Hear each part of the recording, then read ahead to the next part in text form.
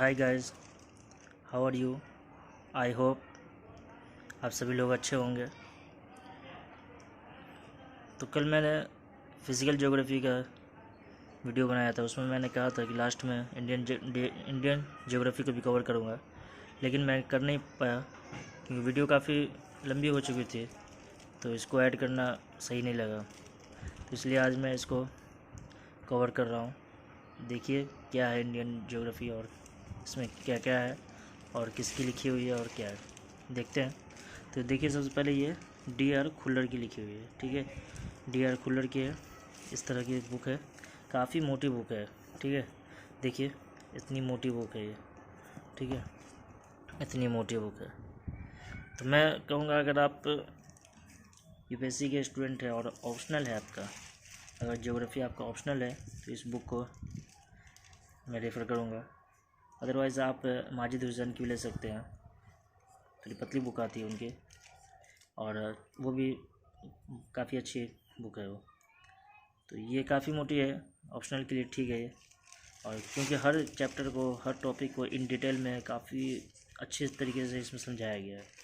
तो आपको नॉलेज अच्छी एक्वायर करनी है तो फिर ये ले सकते हैं। चलिए देखते हैं टाइम वेस्ट न करके।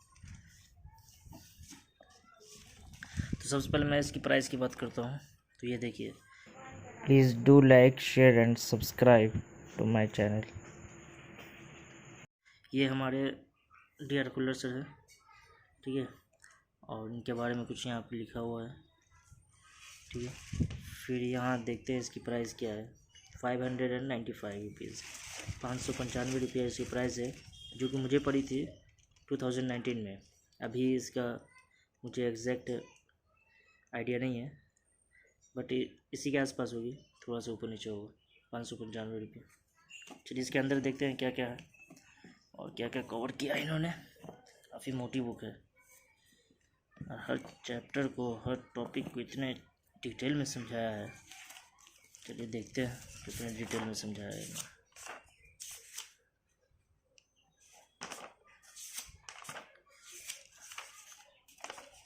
चलिए इनका कंटेंट्स खुल गया, देखते हैं क्या क्या है। ज़्यादा लंबा वीडियो नहीं करूँगा, जल्दी जल्दी समझा देता हूँ। इंट्रोडक्शन है पहला चैप्टर, उसके बाद जियोलॉजिकल स्ट्रक्चर है। इसमें आपको स्ट्रक्चर जो है सारा कुछ इसमें इंडिया के रिलेटेड मिलेगा, ठीक है। तो आर्यन रॉक सिस्टम, जितना सिस्टम आया, the coastal line of India, the ice age, ठीक है, ice ages in India, physiography, ये काफ़ी इम्पोर्टेंट है, ठीक है। ये इंडिया के स्ट्रक्चर जो है, इंडिया किस तरह का ढांचा है इंडिया का, इंडिया में कहाँ पे माउंटेन पाया जाता है, कहाँ पे पठार पाया जाता है, कहाँ पे माउंटेन, कहाँ पे प्लेट्यू, कहाँ पे डिज़र्ट, कहाँ पे प्लेन पाया जाता है, कितना एरिया प्लेन में कवर होता है, कितना एरिया माउंटेन में कवर होता है, कितना एरिया मतलब प्लेट्यू में कवर होता है। ये सारा कुछ इसमें कवर फिजियोग्राफी में बताया जाता है, काफ़ी इंपॉर्टेंट है।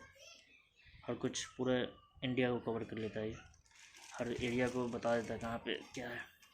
उसके बाद आता है ड्रेनेज सिस्टम। ड्रेनेज सिस्टम काफ़ी इंपॉर्टेंट है।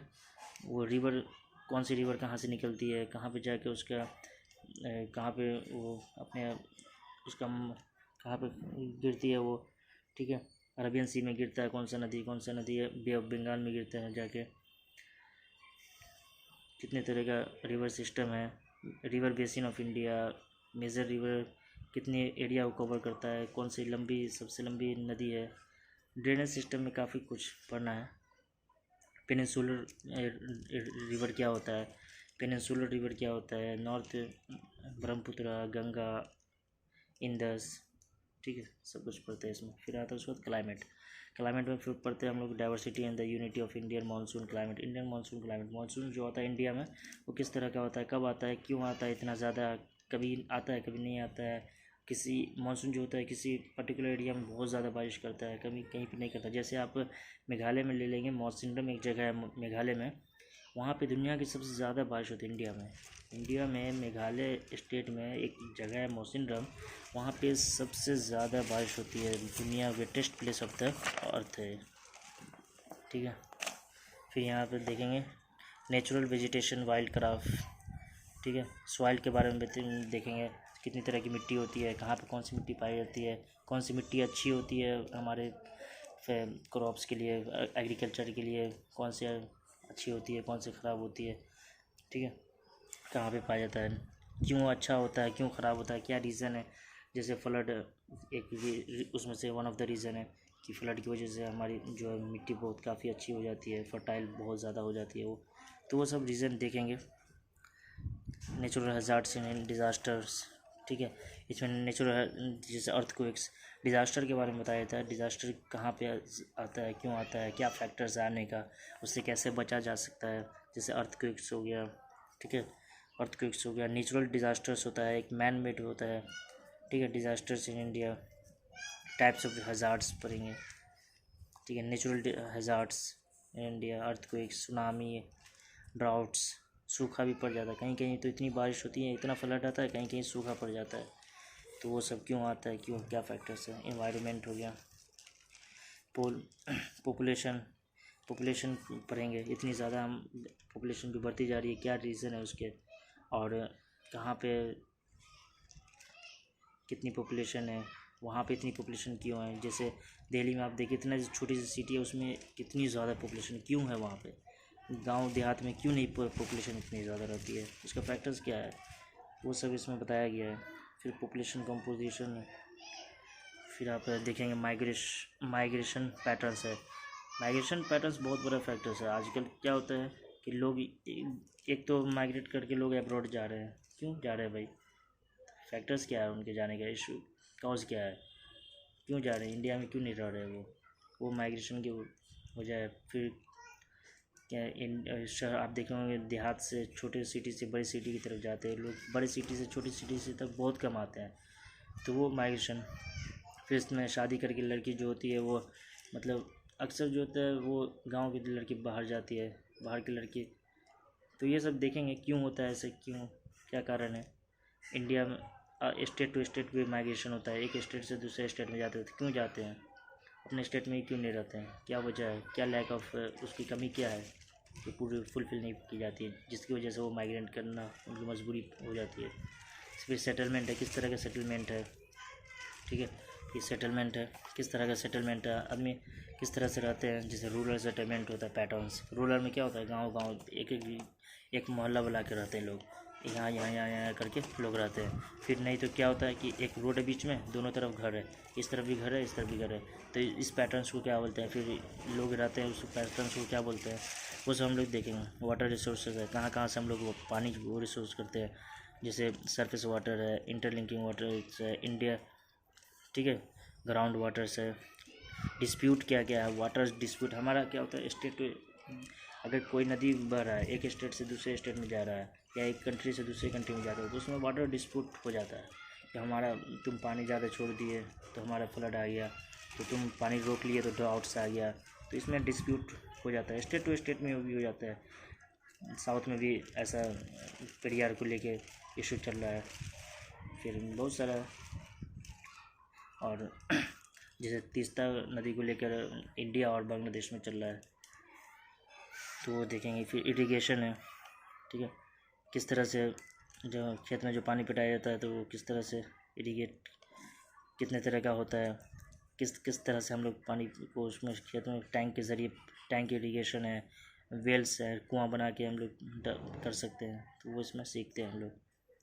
फिर मल्टीपर्पज़ प्रोजेक्ट्स है, बायोटेक्स एंड लैंड यूटिलाइजेशन है, ठीक है। फिर देखते हैं एग्रीकल्चर है, एग्रीकल्चर कहाँ पे सबसे अच्छा होगा, कितने तरह का एग्रीकल्चर होता है, ड्राई फार्मिंग, ठीक है, कितने क्रॉपिंग पैटर्न्स क्या होता है, ये हम लोग देखते हैं इसमें।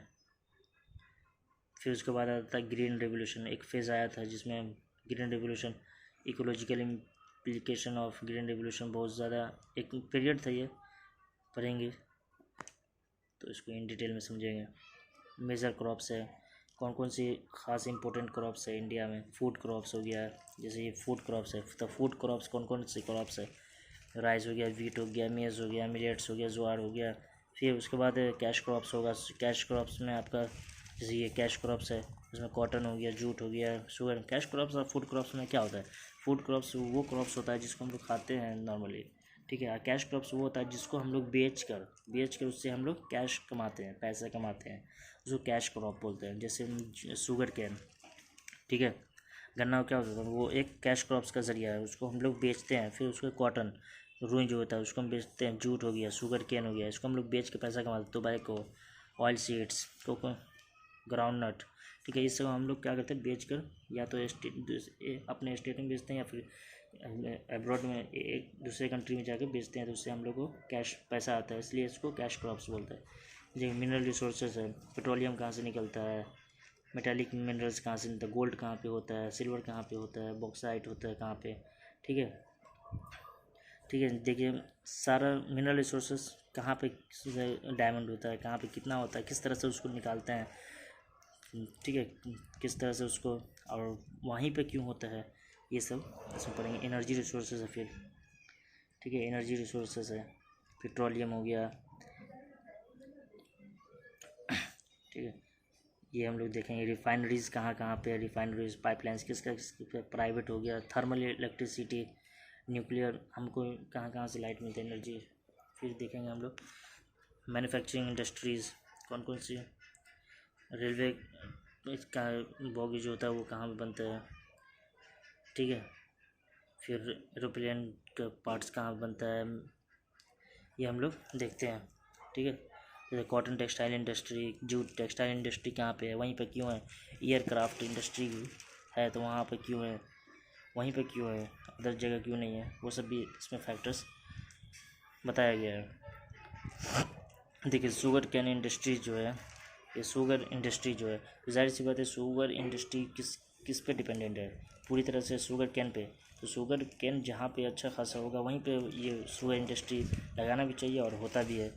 अगर मान लीजिए यहाँ पे शुगर हो रहा है, शुगर कैन, और हम इंडस्ट्री लगाते हैं 50 किलोमीटर दूर पे शुगर कैन की इंडस्ट्री, और वहाँ पे शुगर होता ही नहीं, तो फिर तो यहाँ से हमको ले जाना पड़ेगा ना वहाँ, फिर ये जो कॉस्ट आएगी तो ये तो एक्स्ट्रा कॉस्ट होगी।